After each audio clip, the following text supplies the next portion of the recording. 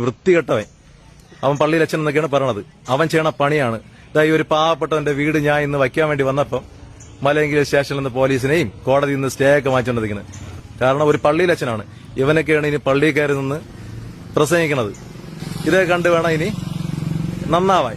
യവനെയൊക്കെ പോലുള്ള അച്ഛന്മാരെ നിങ്ങൾ തന്നെ വളർത്തിയാൽ വേണം. ഈ ക്രിസ്ത്യാനികളായിട്ടുള്ള നിങ്ങൾ യവനെയൊക്കെ പോലുള്ള അച്ഛന്മാരെ, പ്രത്യേകിച്ച് തിരുവനന്തപുരത്ത് CSIയിലുള്ള യവനെയൊക്കെ വളർത്തണം. നിങ്ങൾ വളർത്തി വലുതാക്കണം. കാരണം ഒരു പാവപ്പെട്ടവന്റെ അടുത്ത് ഒരു മനസാക്ഷി കാണിക്കാത്ത യവനെയൊക്കെ നീയൊക്കെ വളർത്തണം കേട്ടോ.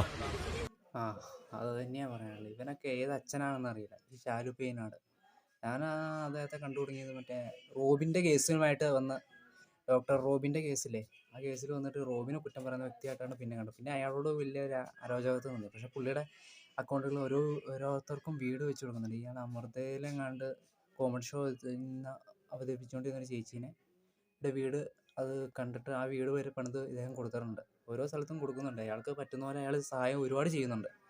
അപ്പോൾ ഇനി ഇങ്ങനെ അദ്ദേഹം സഹായം ചെയ്യും, സ്വയം ഒട്ട് ചെയ്യില്ല, മറ്റുള്ളവരെ കൊണ്ട് ചെയ്യിക്കില്ല എന്ന് പറഞ്ഞ പോലെയാണ് ഈ മാതിരി അച്ഛൻ. അയാൾ അച്ഛൻ തന്നെയാണോ അതോ യൂണിഫോം ലോഹയൊന്നും കണ്ടില്ല. എന്നിരുന്നാലും ഈ മാതിരിയൊക്കെ ചെറ്റത്തരം കാണിക്കരുത്. അദ്ദേഹം വേറൊന്നും അവിടെ വന്നിട്ട് വേറൊന്നും ചെയ്യുന്നില്ല. ഒരു പാവപ്പെട്ടവൻ്റെ വീടല്ലേ വെച്ച് കൊടുക്കണേ.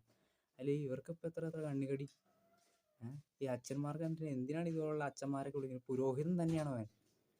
ഇതുപോലുള്ള ആൾക്കാരൊക്കെ എന്തിനാണ് പിന്നെ പള്ളിയിൽ വെച്ചുകൊണ്ടിരിക്കണേ? അടിച്ചു ഓടിക്കണ്ടേ?